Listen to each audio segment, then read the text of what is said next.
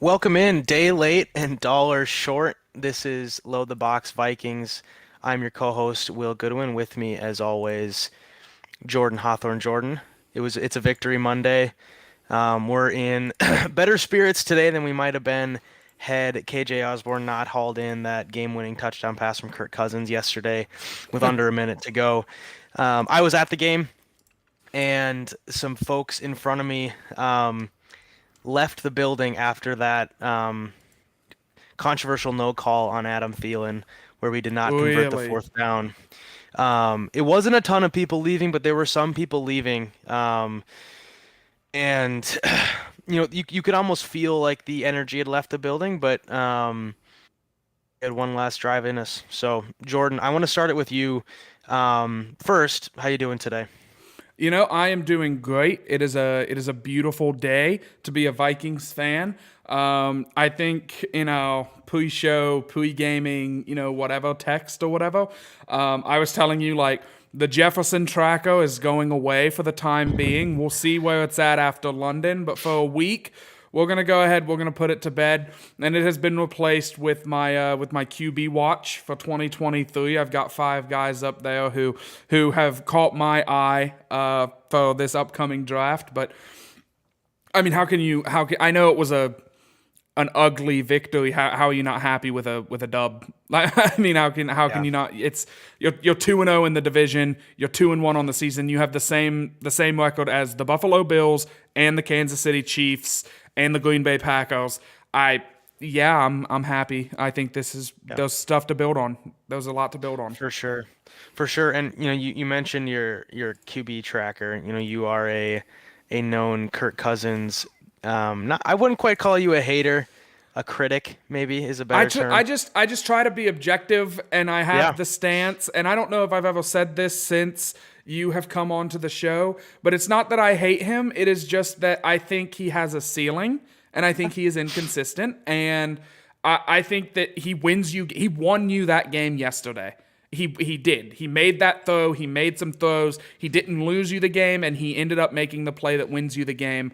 But I don't think anybody, even the biggest, Joe Spinoza on Twitter, who loves Kirk Cousins. I Shout think out even real Joe Spinoza. absolutely, absolutely. But like even he has the the thought process of like, okay, well, he is like in his mid 30s, so like maybe we do bring a guy in and do the whole Lamar Jackson thing, and we let Cousins start next year, we go somewhere after that. I don't know, man. I'm gonna love the team no matter who's lining up under Yeah. center. I just want to see them win a Super Bowl. So that's kind of that. But you said you were gonna talk me off my ledge, so I'm excited for that. I want to ask you a little bit more though.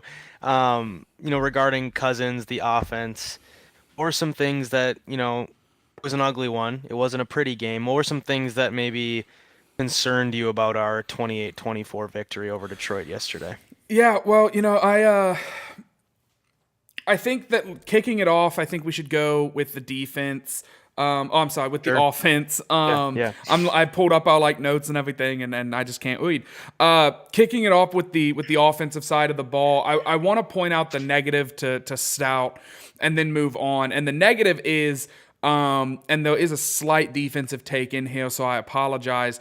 If we are going to have a so defense that we will talk more about later. But if we're going to have this kind of a defense, the offense has to come out hot, and the offense has to look like it was being significantly held back last season by Mike Zimmer and his offensive chains that everyone said was held on the offense.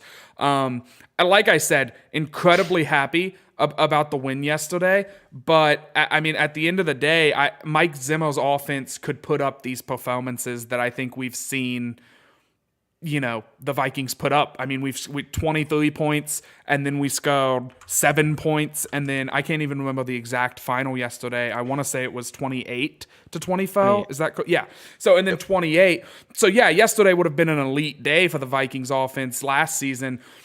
But so far, that's the highest we've scored this year. I think I just want to see us get off to hotter starts. I want to see us come out similar to how we did in the Green Bay game, but then I want us to have a good second half as well as that. I want to see us push the pedal all the way down and put up, I mean, start getting into the 30s and the 40s and God forbid I say it, the 50s. Like, I want to see us just, really start getting off to the races, and maybe some of that's new scheme. All these guys are loaning it. O'Connell's first time calling plays in a long time. I think he did for a little bit in Washington, but that's kind of my main concern is just the inconsistency, I'll say, on the offensive side Yeah. of the ball. Passing it back to you, what do you have? Yeah. What's the negative takeaways from this game on the offensive side?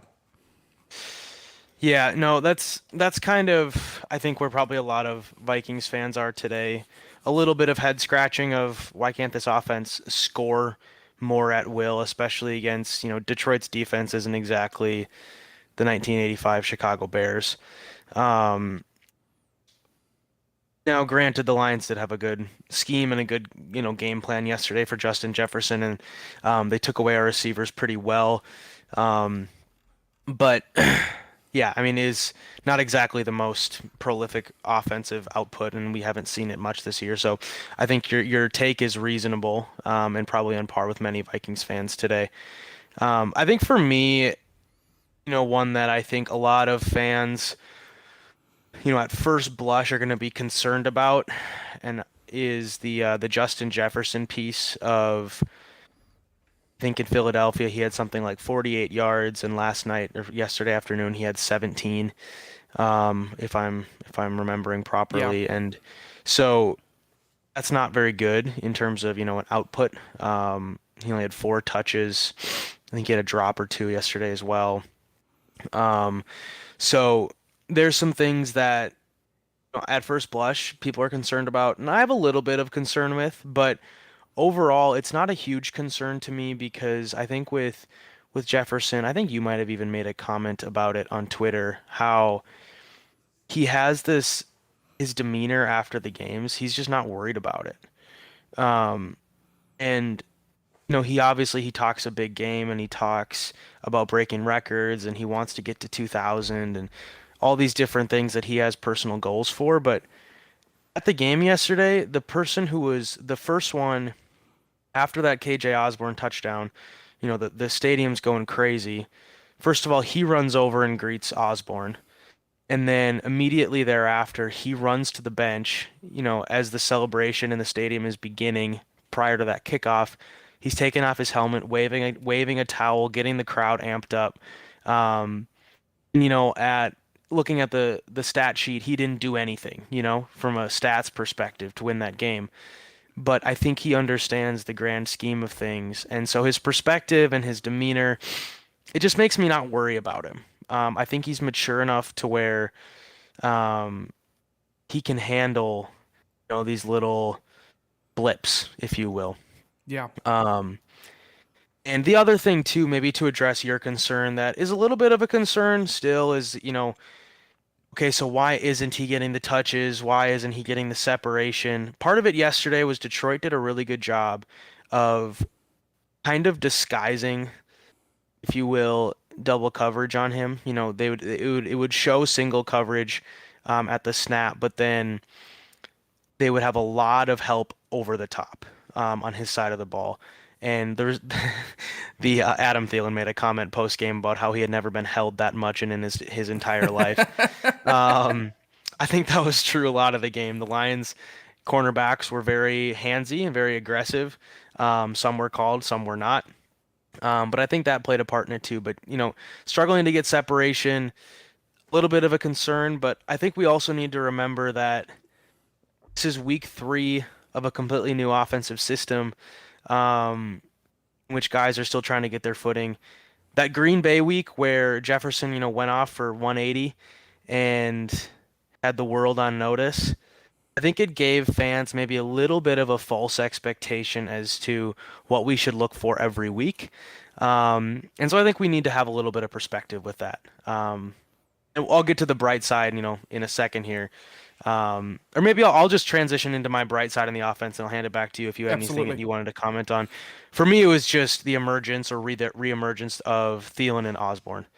I liked the fact that our offense was able to, although they struggled most of the day to really move the ball consistently, when they had to in the fourth quarter and they had to put together multiple drives to score touchdowns, Osborne and Thielen were very involved. I'm assuming you might want to talk about the running game, so I'll let you do that. But the fact that Osborne was, he was able to make those two big plays on the stretch, and Thielen kind of had his "Hey, remember me" game. Nothing flashy, but he was consistent. He had some big catches, drew a couple flags, kind of reminding all of us, reminding the NFL that, he's not going away quite yet. So that was my kind of positive takeaway. We're able to win kind of a gritty slugfest in which Jefferson doesn't get going, and those other guys stepped up. So how about for you on that side? Yeah, I completely agree with what you're saying. With the KJ stuff, that was where I was going to take it if I didn't take it to the run game. I figured those were the two obvious bright spots. I do want to say about that Jefferson take. I felt like such a genius thinking about that because it was like an awakening because I was watching his post-game press conference and he's just like, just all smiles because they won. And it reminded me that, holy cow, he was wide receiver 2 at LSU, and then he was, the 5th guy taken, and then he comes to Minnesota, and he's, never given – it wasn't like he was handed the keys to the kingdom immediately, and, Yeah. he doesn't care about stats. I mean, he wants to get his stats. Yeah, everybody does, but, if they win – and every play he has 3 Lions all around him, I think he's happy. I think he's fine with that. If they want to try that hard to take him away, there's a play that's making the rounds on Twitter of Jefferson, similar to the Green Bay game, coming in motion, and Adam Thielen ended up being wide open in the back of the end zone. And there's 3 Detroit Lions on Jefferson, at all angles. And it was if you want to do that, we'll take it. So I do want to double down, hammer down on the wide receivers. But I kind of called it out last week. I was like, Dalvin Cook, didn't look good in Philly. And, there were some people questioning where he was at, if he had lost a step, blah, blah, blah. He hasn't. He's fine. I mean, his shoulder is out of its socket, but I think it's back in now and he's got a brace on it. Dalvin Cook looked really good. Dalvin Cook looked really good. He looks fast. He looks explosive. The offensive line, who I think that's who I gave my game balls to, or I was going to give my game balls to, was the tackles. The offensive line is blocking like madmen. Garrett Bradbury is a top 10 center in PFF rankings right now. My jersey is slowly making its appearance out of the closet. It's looking at me like, you can put me on again. It's okay. I mean, just that meat and potato style of football has its place in the league. And I know it's a passing league. But you look at what the Los Angeles Rams, what the Cincinnati Bengals, even what, I can't say the Chiefs, Andy Reid hates running the ball, but you look at what a lot of these really good offenses do, they're running the ball a decent amount, and they're not making it an issue. They just want, it has to be done because, the pass can set up the run and then you can gash them. And I think yesterday was one of those days where we were running the ball to set up the pass because we said, okay, you don't respect our offensive line and Dalvin Cook. We're gonna gash you 8 times in a row, and then we're gonna hit you with a big play action shot. So I was really happy to see Dalvin Cook come back, and really happy to see that offensive line. Transitioning over to the defense, I'm just gonna kind of merge my defensive good and bad into one take. Right. This really is a bend don't break, situationally be good when you need it to be good defense. I don't want to make it a habit of the defense looking like Swiss cheese all day and then us saying, hope they can get a stop because we need the ball back with under a minute to go. Mm-hmm. I don't want to make that a habit, but it does feel like this defense gets pushed around a little bit. They're going to give up a lot underneath. They're going to let teams go down the field on them. But then in the last minutes of a game, that's when they kind of step up, and you see, Eric Kendricks come up and make a pass breakup. You see Jordan Hicks make a pass breakup. You see Zadarius Smith playing like a man possessed again, making stops in the running game. And I think even Harrison Phillips had a play that I can remember where it was like the ball was snapped and he was immediately in the backfield on the Lions' final drive. So that's kind of the good and the bad, right? I mean, they made some plays when they needed to. It would have been nice, though, if they could have made the plays when they didn't need to. and then Yeah. the offense could have, not had so much pressure on it late. And Yeah. well, not all thinking the game is over because Adam Thielen didn't get a blatant hold called on Yeah. what was a blatant, so we'll see what happens. It's also a new scheme for these guys. It's not like this is a new thing. I have seen a lot of people saying on Twitter, though, put Danielle Hunter's hand back in the dirt. He's not the same guy standing up. He stood up at LSU. He wasn't great. He came to Minnesota, put his hand down. He was great. And now he's not. Maybe I'm oversimplifying things way too much, but try it. Let's just try it. Let's try and get some pressure on Jameis. We'll talk about that more on Wednesday. But your defensive takeaways: the good, the bad, the ugly. Yeah, I mean, yeah, you kind of covered it from a, wide swath perspective. I think part for me that I'm still concerned about is in general, and this is not just, one position group, is I don't feel like our defense plays with a sense of urgency enough. Um, and I mean, I noticed it a few different ways yesterday. One, it's just part of this is the scheme, I think. But we're constantly giving cushion on the outside. These receivers are getting free releases. And we're just getting gashed for 7 to 12 yard slant patterns over and over again. Um, in the linebacking, there were a few plays where you could see that Jordan Hicks, I think especially, was cautious in hitting the holes to stop a run. And if he was to be explosive and hit that hole, fill up the gap, that's maybe a 1 or 2 yard gain, maybe even a loss. But in the way that it actually happened, he took a step, waited for the running back to actually hit the hole, and then he closed, being basically a half to a full step late, and then it turns into a 6 yard gain, because he wasn't aggressive in just hitting the hole. And then same thing on the defensive line, the pass rush. We're not putting enough pressure, and I don't think that's strictly just our front four or front three, if you will, are not getting enough pressure. I think part of it is lack of aggression in terms of play calling and in terms of blitzing. So in general, I think there's just too much passive play, too much passive coaching. Um, I think we need to have a little more urgency. The positives were, I think I'll just hit on the guy that I hoped would have a big game going in was Eric Kendricks. He made a couple really nice plays in the pass game, breaking up some passes. That fourth down at midfield was a game changer, to get us the ball back, I think right at about the 50-yard line. Um, and then late in the game, he also had a pass breakup with 30 seconds left or so. He was solid. There were some plays where he was again maybe a step late on a crossing pattern. But overall, I think he had a pretty good game. I don't know what, his PFF score or anything like that was, but I liked his presence. I thought he was more active. So, and again, I agree with your take. Still situational. I guess that's good, but It's good when it's good, but like yeah, I mean, if the Lions go like, and this is something that I kind of.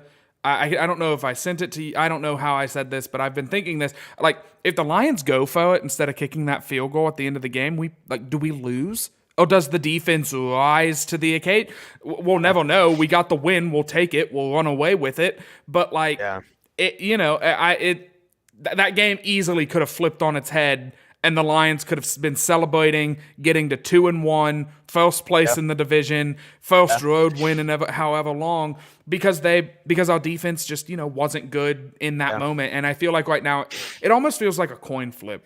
Like every time the defense goes out there for me, where I'm like, what are we getting? Are we getting really good pressure and we're getting good coverage and blah, blah, blah?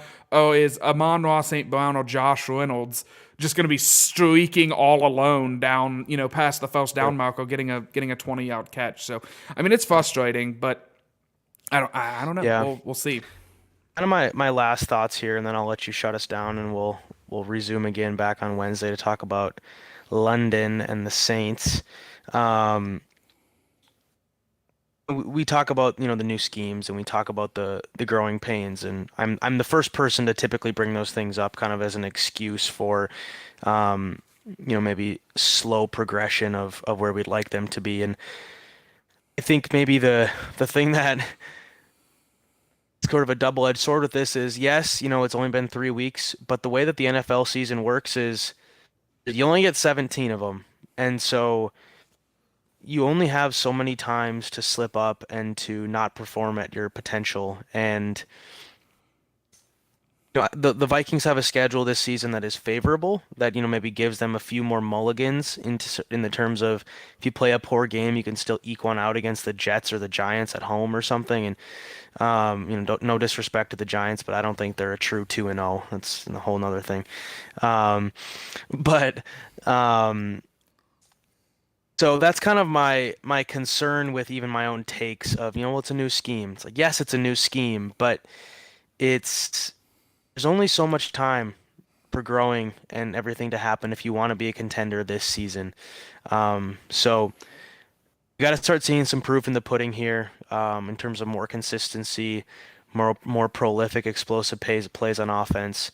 Um, so it's I think I'm starting to maybe get a little more impatient now. I think I want to see a little more consistency, but all in all, you can't be disappointed with a 2-1 start. Like you said, 2-0 in the division. So we'll take it, and a big week ahead of us against a team that is maybe scuffling a little bit, but has a lot of pride and has a really good defense. So Yeah. over to you, and then we can shut it down. Yeah, I think, and we'll talk about that team with all that pride and a long history of hatred between these two teams. I think this is one of the, and it's not just because it's the Vikings. The Saints game is one of the most exciting London matchups I can remember, because usually they send like the Jags and the Texans over there to battle it out at 9 a.m. And like, even if I wasn't a Vikings fan, I think I would get up for this game because of the miracle, the '09 Bounty Gate. Like, there's just a lot. Yeah. There's just a lot. So we'll talk about that on Wednesday. Make sure you tune in. But my final thoughts out, I'm going to kind of counter what you said. I agree with you. I think that you have a limited amount of oopsies that you can make in an NFL season. And the Vikings, I think, had a bad game on yesterday. They still won it. They escaped like a villain, Ric Flair, WWE. They grabbed the title belt, they rolled out of the ring, and they ran. And they got the dub, and that's all we needed, and let's build on it. And Kevin O'Connell's post-game speech did not make me want to run through a brick wall like the Vikings social media team said it would, because they bleeped out all the cuss words. So it kind of took the momentum out of it. But, he's dropping Fs and SHs and all this stuff, talking about how this team doesn't quit. This team's got heart. It's got grit. They play for each other. They know how good they can be. So to have a bad game against a hungry Detroit Lions team and still say, no, you're in Minnesota, 1, you're the Lions, 2, and we've got KJ Osborne, Adam Thielen, Justin Jefferson, Dalvin Cook, Kirk Cousins. We've got like 5 top, whatever you want to call them, in the league. No, you're not going to take this win in our house. We missed 2 field goals. Well, you know what? So did you guys. We didn't play great for a long time. We're going to bounce back. And they did bounce back, and I think we just have to be happy with the win.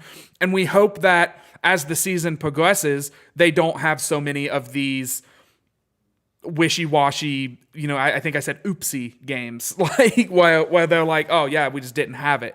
So it wasn't the bounce back we all wanted to see, but we did get a win, like you said, 2-0 in the division, top of the division. You win the games you can win. You go out there, you put your best foot forward, all that, whatever your record is, or you are what your record says you are. And I think I'm going to leave it with this. Most NFL people will tell you they break the game down into 4 game stretches. And I guess that's probably changed now that there's 17 games. But, they break it into quarters, the year. The Vikings are guaranteed to go 500 in the first month with a new general manager, a new play caller, head coach, offensive coordinator, everything, except for the guys on the field. So everything's new. They are guaranteed 500 the first month of football. I think I would take that going into it. We might finish better than 500. I'm not chalking anything up as an auto dub because I've seen this team break my heart too many times. So I've rambled long enough. Thank you guys very much for tuning in. Shop at Unified Athletic Wear. Will, you look lovely in that hat. Mine is out in my vehicle. I walked to work today. Make sure you follow the show on all of the social media platforms, Twitter, Facebook, subscribe to the YouTube, like it. Follow this guy right here at Will Bad Lose. Check out Vikings Territory for all of your Vikings hot takes and news. And other than that, Wednesday, 8:30, be here. It's going to be a fun one breaking down this game, and make sure you set your alarms for 8 a.m. on Sunday because it's going to be exciting. But I've been Jordan Hawthorne. This is, of course, Will Goodwin. This has been A Day Late and a Dollar Show, and Skol as always.